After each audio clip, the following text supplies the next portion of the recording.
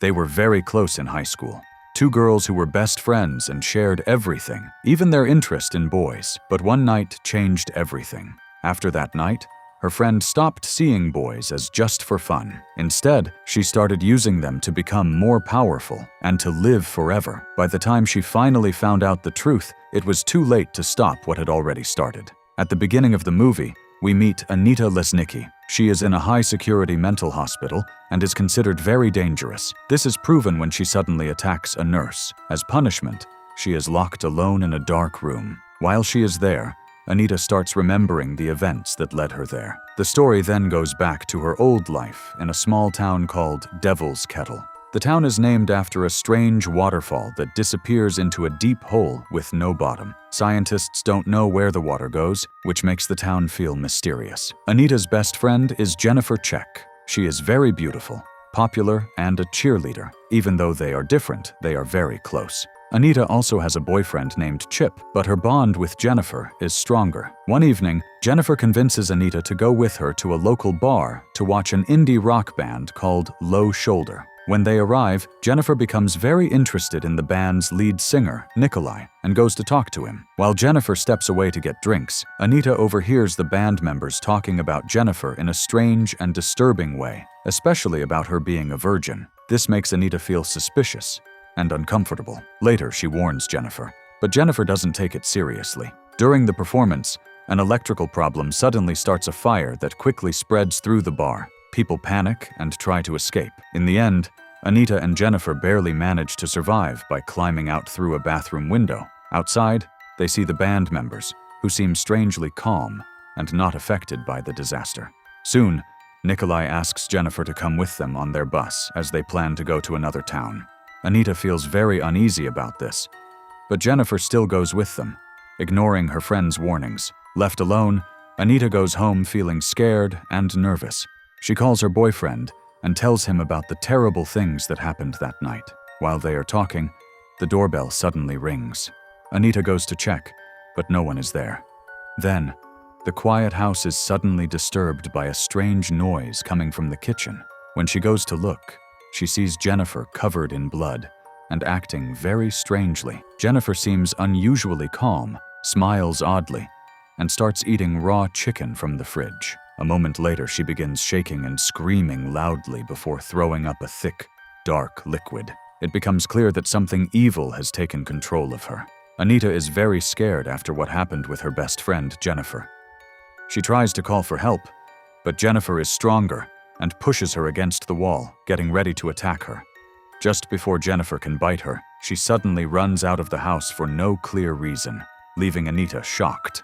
The next morning at school, Anita is still upset and confused about what happened. While she is thinking about it, Jennifer suddenly appears in front of her, acting completely normal like nothing happened. In class, their teacher talks about the people who died in a fire at a bar. All the students feel sad, but Jennifer does not care and even makes jokes about it.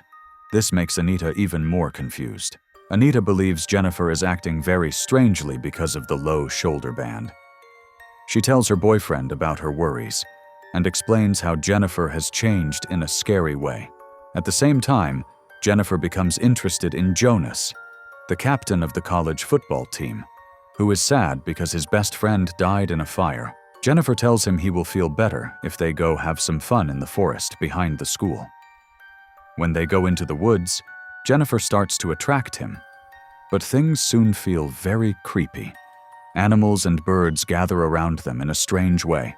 Suddenly, Jennifer turns into a monster and violently attacks Jonas. His painful screams are heard by a nearby professor, who later finds his badly injured body in the woods. That night, Anita talks to Jennifer on the phone and says she is very worried about what's happening. But Jennifer tells her to forget about it, saying life is too short to think about such things. During the conversation, Jennifer burns her tongue with a lighter, but she does not feel any pain. This shows that something is not normal about her. Their call is interrupted when Chip tells Anita that Jonas has died in a terrible way. This makes Anita even more scared and suspicious. As time passes, the band Low Shoulder becomes very famous. People wrongly believe that they helped save lives during the bar fire. Their teacher later tells them that the band will be performing at their school. About a month later, the community slowly starts to recover from the tragic event. However, Jennifer looks weak and emotionally tired. One day at school, while Jennifer and Anita are talking, a classmate named Colin comes up to Jennifer and asks her out. Surprisingly, she agrees and gives him an address to meet her that night. That evening, while Anita spends time with Chip, Colin goes to the place Jennifer told him. He notices that the area is quiet and still under construction, which makes it feel a bit uncomfortable. Still, he goes inside, and Jennifer appears, surprising him at first. Jennifer acts charming and draws him closer. At first, everything seems normal, but soon Colin notices something strange about her eyes. He begins to feel uneasy and tries to leave. Suddenly, Jennifer reveals that she is not human and attacks him. At the same time, Anita, who is with Chip, suddenly starts experiencing intense and disturbing hallucinations. When she looks around, she sees Jonah's spirit sitting on the couch. These scary things make her very frightened, and she runs out of Chip's house in panic. While driving through the dark streets, she almost hits Jennifer, who is standing on the road covered in blood. Shocked, Anita quickly goes home and runs to her bedroom to feel safe and calm down. As she lies in bed trying to relax, she suddenly feels something moving under her blanket. It turns out to be Jennifer, who now looks completely normal. Anita feels confused and scared by what is happening. Suddenly, Jennifer kisses her and says it will help her relax. Then she tells Anita a scary story. She says that after the fire at the bar, the band took her to a place called Devil's Kettle, a strange waterfall. There, they tried to sacrifice her to Satan to become famous and rich. Jennifer explains that the ritual failed because she was not actually a virgin. Even though she survived being stabbed, she was no longer the same person after that. Instead, she became controlled by a demon. She says that after the attack, she woke up feeling a very strong and uncontrollable hunger. Because of this, she ate her first victim, a foreign exchange student who people thought had died in the fire. Jennifer tells her friend that she had planned to eat Anita that same night, but she didn't because they are friends. She explains that after she eats, she becomes much stronger, almost impossible to hurt, and feels no pain. To show this, she cuts her own hand. The deep wound heals in just a few seconds. Anita is shocked and scared by the truth. She tells Jennifer to leave. Jennifer calmly gets dressed, jumps out of Anita's second-floor window, and disappears into the night. Now determined to understand what is happening, Anita starts researching paranormal topics. She goes to her college library and reads about cults, black magic, and rituals that involve human sacrifice. From her research, Anita discovers that Jennifer is a succubus, a supernatural being that feeds on human flesh. She also learns that such creatures are weak only when they are very hungry. With this information, Anita talks to Chip and tells him everything, hoping he will believe her and help her. But Chip does not believe her. He thinks she is imagining things and suggests she might need mental help. While talking to him, Anita realizes that Chip could be in danger if he stays close to her. So, to protect him, she breaks up with him and tells him not to go to the upcoming college event. However, Chip gets angry and ignores her warning.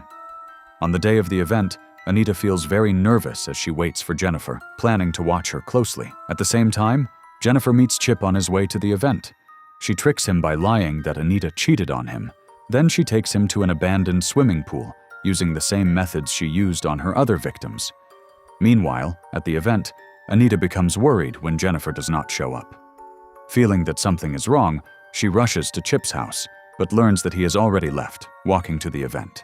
Anita is desperate to find him, so she searches the nearby area. She finally reaches an abandoned pool, where she is shocked to see Jennifer eating Chip while he is still alive. Without thinking, Anita jumps into the pool and fights Jennifer. They have a fierce battle. Anita uses pepper spray on her, but it only makes Jennifer angrier. Just as Jennifer is about to kill Anita, Chip uses his last bit of strength to stab Jennifer with a pool skimmer. Jennifer loses a lot of blood, which makes her weaker. Realizing she is now vulnerable, she runs away. Anita quickly goes to Chip and holds him as he dies from his injuries. They share a final moment together. Filled with grief and anger, Anita decides to take revenge. That night, Anita sneaks into Jennifer's bedroom and attacks her. They fight brutally, and Jennifer gains the advantage by biting Anita's shoulder. Even though she is hurt, Anita keeps fighting with all her strength.